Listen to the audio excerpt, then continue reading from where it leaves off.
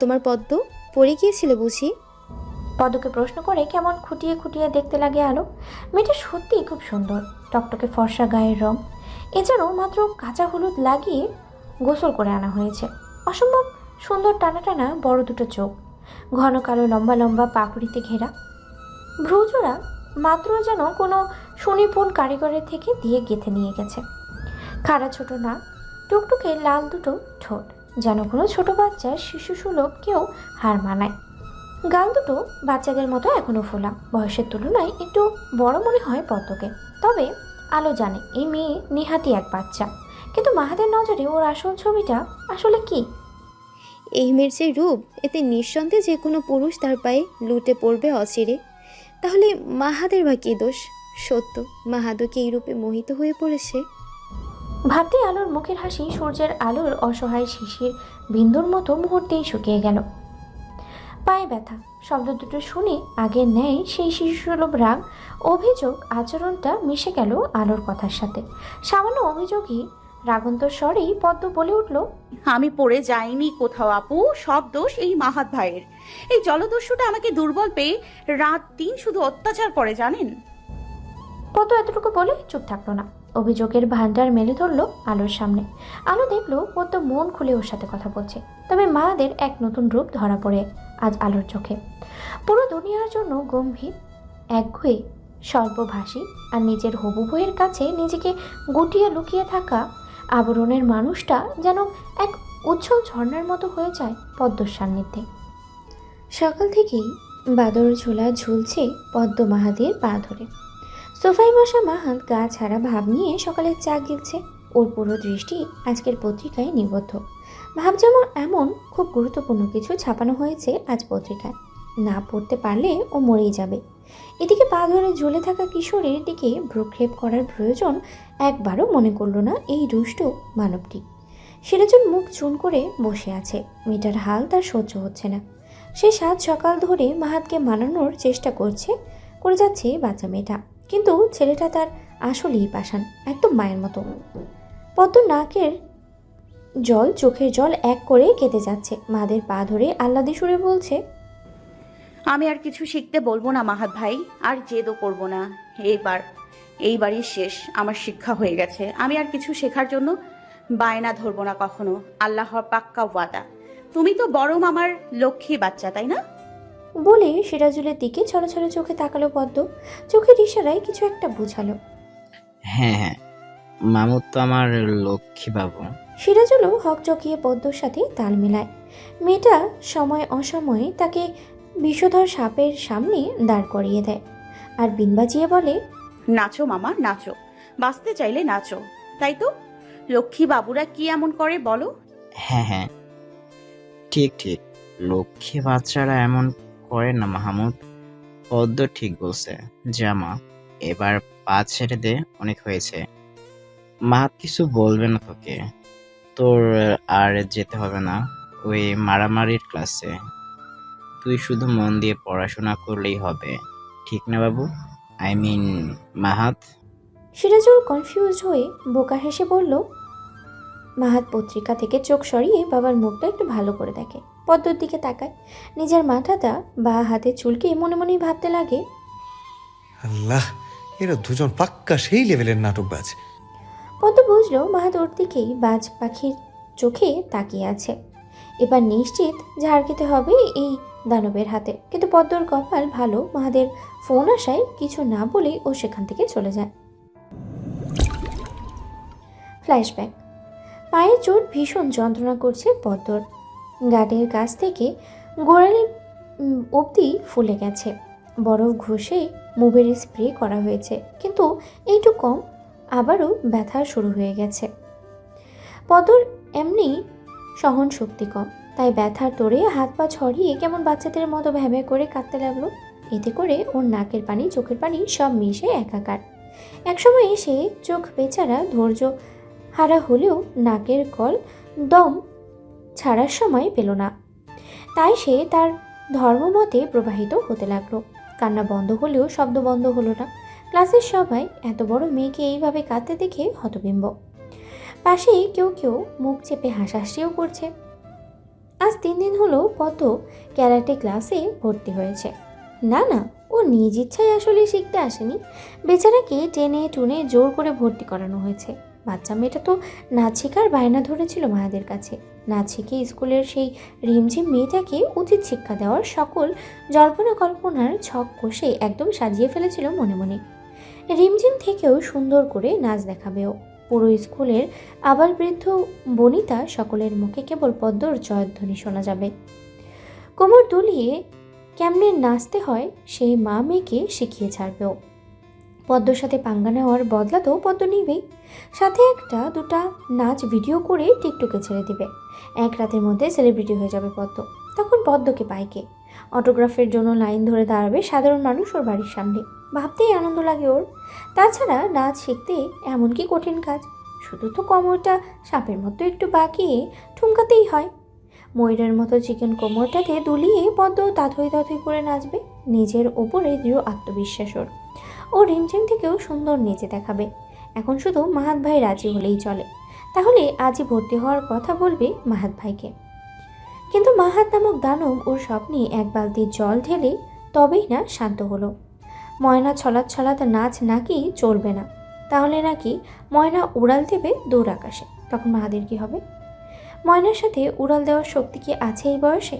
তাছাড়া ময়না তার ননির পুতুল, একটু এদিক সেদিক হলেই স্প্রিংয়ের মতো কোমর তার ভেঙে বসে থাকবে বাড়িতে। তখন নাচের তালে পড়াশোনা গোল্লায় যাবে, যা মাহাত একদমই হতে দিতে পারে না।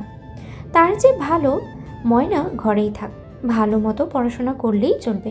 এর চেয়ে বেশি কিছু করার কোনো প্রয়োজন নেই। ময়না পায়রা হয়ে আকাশে উড়াল মারার কথা ভুলে যাওয়াই ভালো। মাহাত না করার পর পদ্মর আশার প্রদীপ নিভে যায় এক রোমার শেখায়। কিন্তু হার মানতে নারাজ পদ্ম মরা কান্না জুড়ে দেয় বাড়িতে। এরপরও মাহাতের মন না করলেও সমস্যা নেই। রাজা ছাড়াও ওর কাছে আরও 3 জন সেনাপতি বিদ্যমান। রাজাকে দমানোর জন্য সেনাপতিদের আশ্রয় নিল বুদ্ধিমান পদ্ম। তার রাজ্যের 3 সেনাপতি হলো পদ্মর 3 মামা, বড় মামা, মেজ মামা, ছোট মামা। সবার কাছে গিয়ে বিচার দিল মাহাদের বিরুদ্ধে।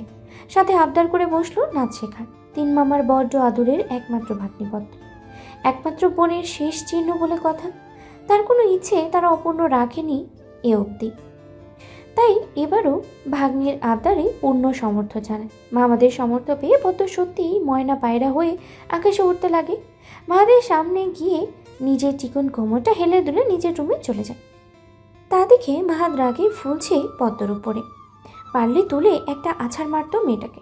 হঠাৎ করে নাচের প্রতি কেন এত আগ্রহ মাহাত ঠিকই বুঝে নিল। এই মেয়ের মাথায় কখন কি চলে মাহাত সব জানে।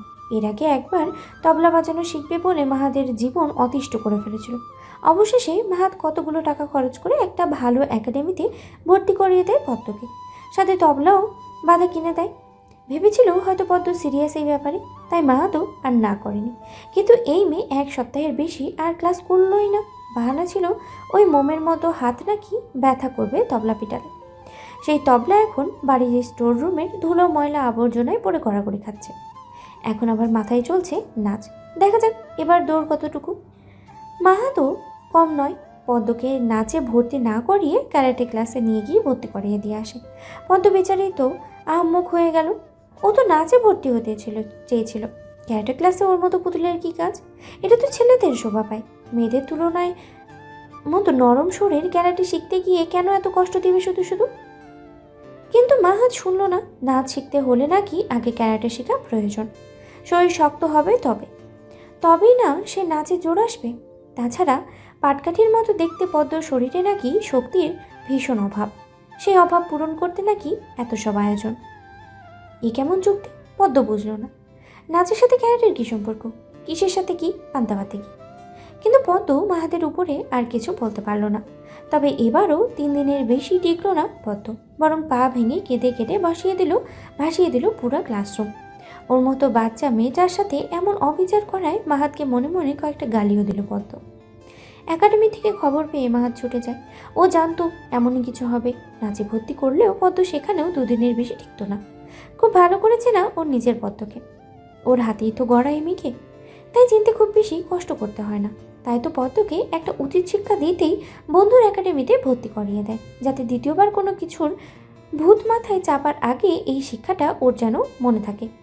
পা ভেঙে আসার পর পদ্ম আর এই পথে পা মারায়নি। তবে একটু ভালো হওয়ায় আজ সকালে মাহাত ক্লাসের কথা মনে করিয়ে দেয়। আবারও ক্যারাটে ক্লাসে যাওয়ার কথা মনে পড়তেই পদ্ম আঁতকে ওঠে। সে আর কোনোভাবেই সেখানে যাবে না, মরে গেলেও না। এর থেকে হাজার ভালো ও পড়াশোনার আর বেশি করে মনোযোগ দেবে। কিন্তু তবুও নো মারামারি। তাছাড়া মারামারি করলে আল্লাহ নারাজ হয়। আল্লাহর জন্য হলে ওকে এই পথ থেকে সরে দাঁড়াতে হবে। কিন্তু মাহাত কঠিন করে বলে, অনেকগুলো টাকা খরচ করেছি পদ্ম তোর এই শেখাশেখির চক্করে। তার মানে এই টাকাগুলো উসুলের জন্য হলেও তোকে ক্লাসে যেতেই হবে, একদম বাধ্যতা। সে থেকে বেচারি মাহাদের পা জড়িয়ে বসেছিল।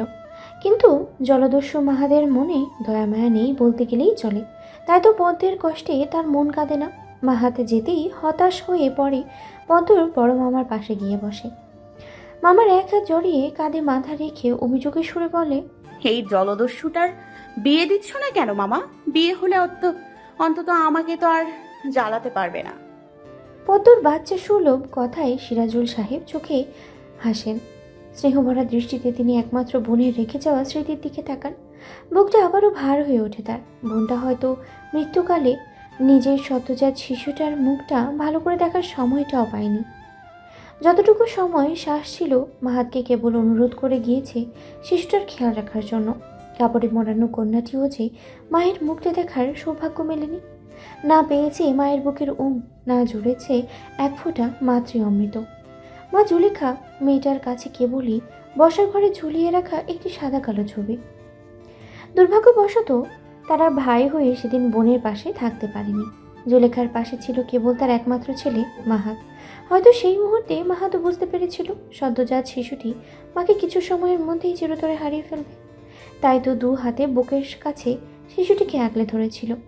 মাহাদের হাত গায়ে সর্বশক্তি দিয়ে চেপে ধরেই শেষবারের মতো শুধু কিছু শব্দ উচ্চারণ করে গিয়েছিল জুলেখা, আমার পদ্মকে অযত্ন করো না।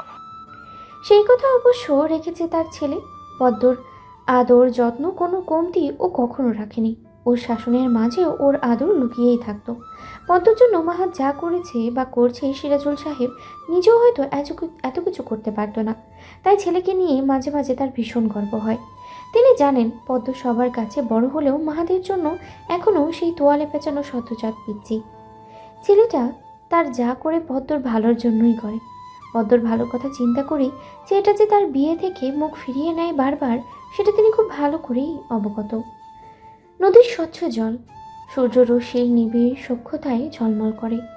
কখনো জোয়ার, কখনো ভাটা, মন মিশে একাকার এই সেই রূপালী জলে। আর সময়টা যদি হয় পড়ন্ত বিকেল, তাহলে তো কোনো কথাই নেই। পড়ন্ত বিকেলে পশ্চিম আকাশে তেজ কমে যাওয়া সূর্যটা নদীর জলে ছড়িয়ে দেয় রক্তবর্ণ আভা। তখন এখানে আসা দর্শনার্থীর প্রাণী চাঞ্চল্য ফিরে আসে। গদিরে লগ্ন নদীর পাড়ে পড়ন্ত বিকেলের গল্পগুলো হয়তো এমনই প্রত্যেকের কাছে। আর হ্যাঁ, এমন দৃশ্যের ছোঁয়া পেতেই এই প্রজন্মের তরুণ তরুণীদের আগ্রহেরও যেন কোনো শেষ নেই। তাই তো নদীর পাড়ে যাওয়ার পরিকল্পনা থাকে অনেকেরই। কেউ আসে বন্ধুর সঙ্গে, কেউ বান্ধবীর সঙ্গে, কেউ বা তার প্রিয়তমার সাথে আসে শেষ বিকেলের মায়া জড়ানো অপূর্ব মুহূর্ত উপভোগ করতে। নয়তো জুড়োনো অপরূপ সৌন্দর্য খুঁজতে নদীর কাছে যাওয়ার সত্যিই দরুন। গোধূলিবেলার লাল সূর্যকে হাতের মুঠোয় বন্দি করায় মিছে ভঙ্গি ধরেন কেউ কেউ। তাদের মাঝে আজ যোগ হয়েছে নতুন এক কপতে আলু আর মাহাত।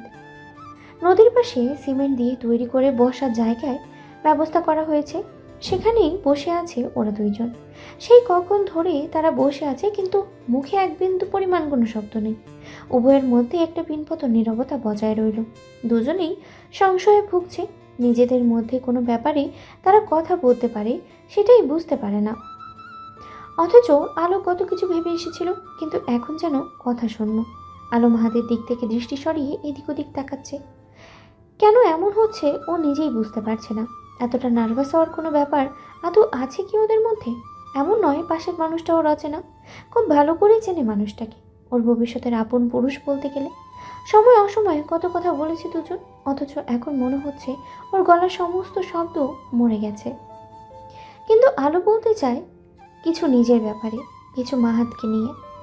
তবে এটা সত্য, কথাগুলো দলা পাকিয়ে কেমন গলায় আটকে আসছে ওর। আর মাহাত, সে তো পুরো ভাবনাহীন, তার যেন বলার মতো কোনো কথাই নেই।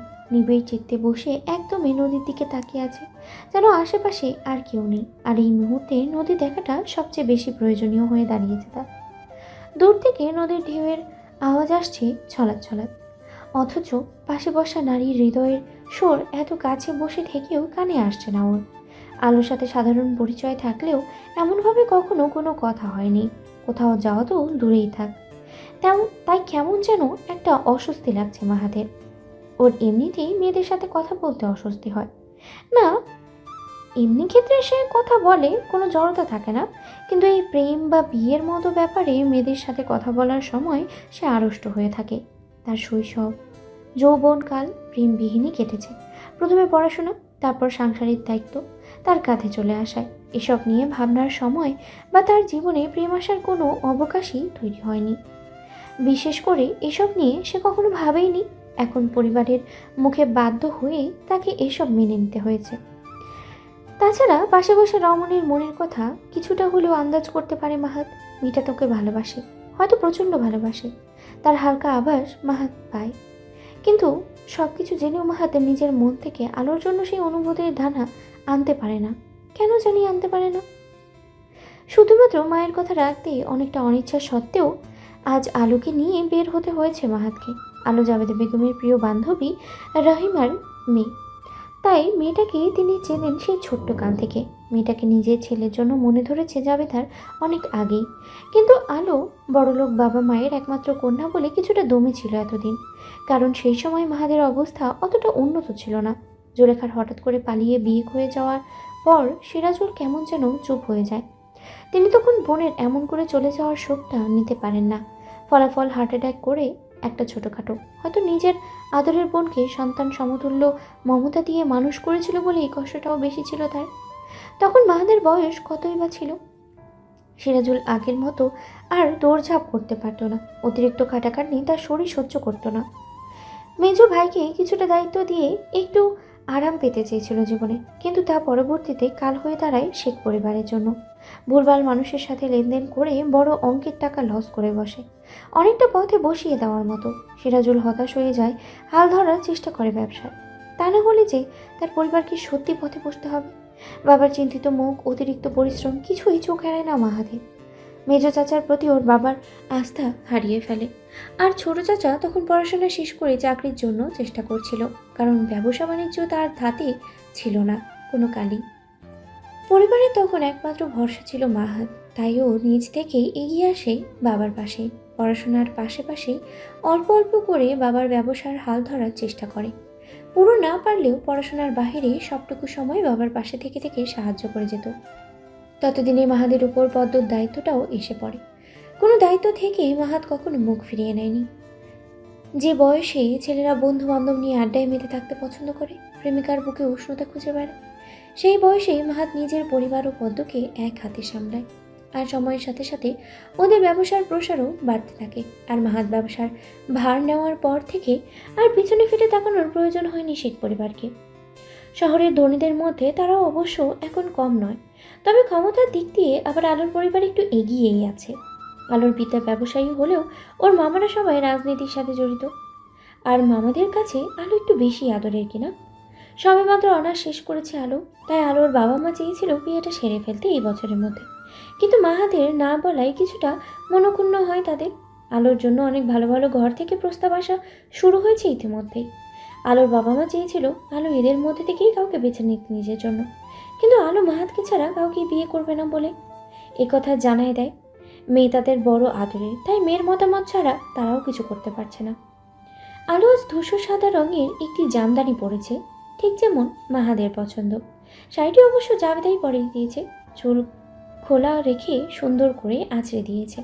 আর সাবধান করেছে একদম হালকা সাজ দিতে, কারণ মাহাত নকল প্রসাধনীর কিছুই পছন্দ করে না। ছেলের মন জোগানোর সকল মন্ত্র যেন কানে এসে ফু দিয়ে বলে গেছে জাবেদা। আলো সত্যি নিজেকে সৌভাগ্যবতী মনে হয়, এমন শ্বশুরি মা পাওয়া সত্যি ভাগ্যের ব্যাপার। এখন তার ছেলে একটু পড়লেই তো চলবে। তাছাড়া আলো আজ প্রথম মাহাদের সাথে বাইরে যাচ্ছে, এটা ওদের প্রথম ডেটও বলতে গেলে। সত্যি দুর্দান্ত এক অনুভূতি আলোর জন্য। ওর পেটের মধ্যে অসংখ্য প্রজাপতি কেমন এদিকে ওদিকে ছুটে বেড়াচ্ছে। আয়নায় দাঁড়িয়ে নিজের প্রতিবিম্বের দিকে একবার তাকিয়ে আলো হাসে ও সারা মুখে একটা খুশির আভা ছড়িয়ে পড়েছে।